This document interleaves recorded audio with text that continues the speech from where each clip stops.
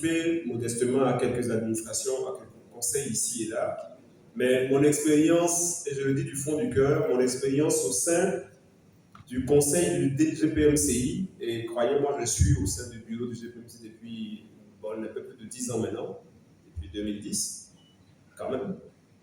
Je dois dire que pendant les 4 dernières années et même avant, l'expérience que je fais du conseil d'administration au sein du GPMCI est simplement inoubliable. Engagement, expertise de pointe, mobilisation permanente et surtout gratuité. Il n'y a pas de jeton de présence ici, mais pourtant les heures ne comptent pas. Vous avez été sur tous les sujets, et Dieu sait s'il y en a eu beaucoup et tous les jours et des sujets pointus. Vous avez noté dans le bilan tout à l'heure 27 conseils d'administration au cours du mandat, ça fait une moyenne de 7 conseils d'administration par an, mais on n'a pas mentionné les 52 sessions informelles qu'on a eues pendant les 4 ans. On n'a pas mentionné les nombreux appels à groupes à l'intérieur du conseil pour adresser les sujets. Je soulignerai aussi l'action remarquable des différentes commissions et groupes de travail qui portent tous les sujets de notre organisation. Merci du fond du cœur à chacune et à chacun pour votre contribution exceptionnelle. Difficultés de planification, sentiment d'urgence permanent, toujours à la dernière minute. Les résultats de tout ça, c'est du personnel constamment fatigué, constamment déprimé, avec un turnover alarmant. On a eu l'un des turnovers les plus inquiétants des associations de notre secrétariat national ITIE, la Chambre des rois et chefs traditionnels qui nous a ouvert sa prestigieuse institution pour savoir davantage sur notre secteur il y a 2 ans de cela. J'aimerais saluer la CGE aussi, dont nous sommes membres et qui fait tant pour le développement et la croissance des groupements professionnels sectoriels. J'aimerais encore une fois de prier de bien vouloir traduire à Monsieur le Président toute notre gratitude. Et bien sûr, je n'oublie pas le gouvernement de Côte d'Ivoire qui, à tous les niveaux, nous a donné, continue de nous donner les tribunes requises et souhaitées pour que le dialogue ne s'arrête pas. L'industrie minière que nous sommes.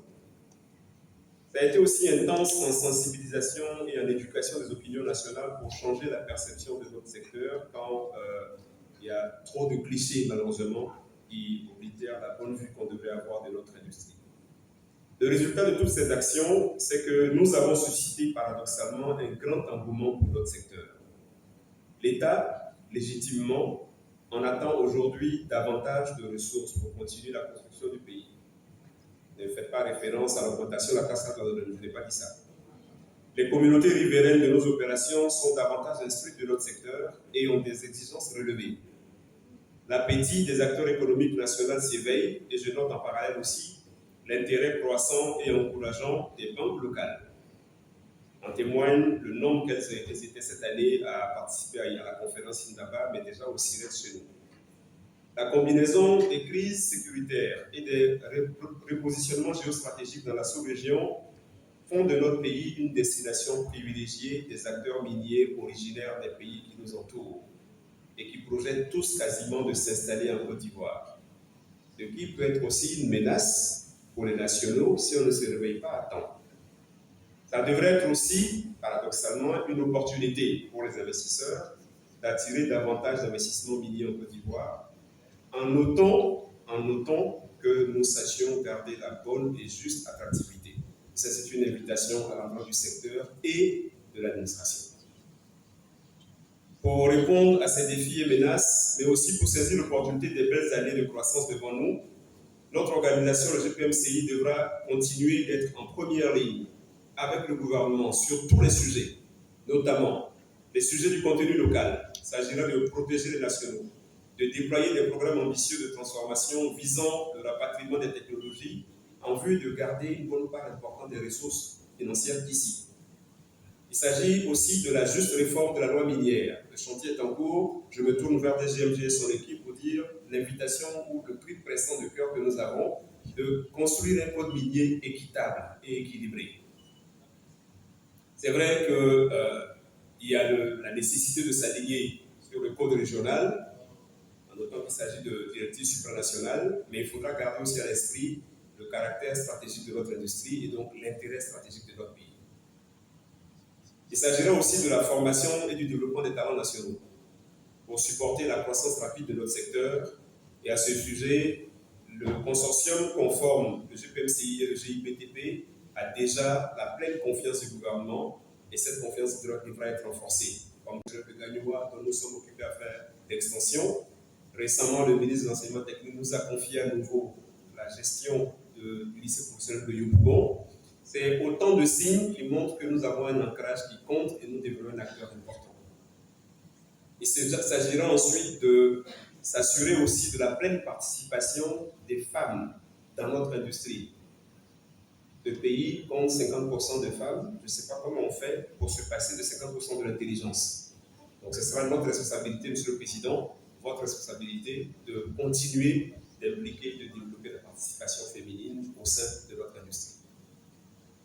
Il s'agira aussi, en intrasectoriel, de travailler à la production des standards industriels nationaux qui devront se continuer, notamment dans le domaine de la gestion environnementale, de la santé-sécurité, de la collaboration avec les mines artisanales, et enfin, travailler à la sensibilisation continue en direction des opinions citoyennes et institutionnelles.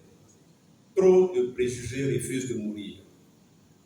Autant on a visité le Parlement précédemment, autant on a visité la Chambre des lois, autant le Sénat nous attend, autant le CESEC nous attend, et certaines autres organisations professionnelles clés telles que la PBFC et les autres devraient être nos prochains hôtes.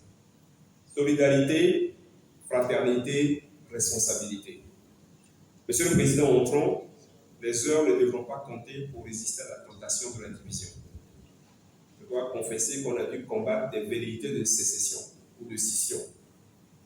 Notre organisation est appelée à grandir, des appétits vont naître, des envies de s'affranchir vont arriver aussi. Ce sera notre responsabilité collective de faire en sorte qu'on reste une organisation unique, soudée.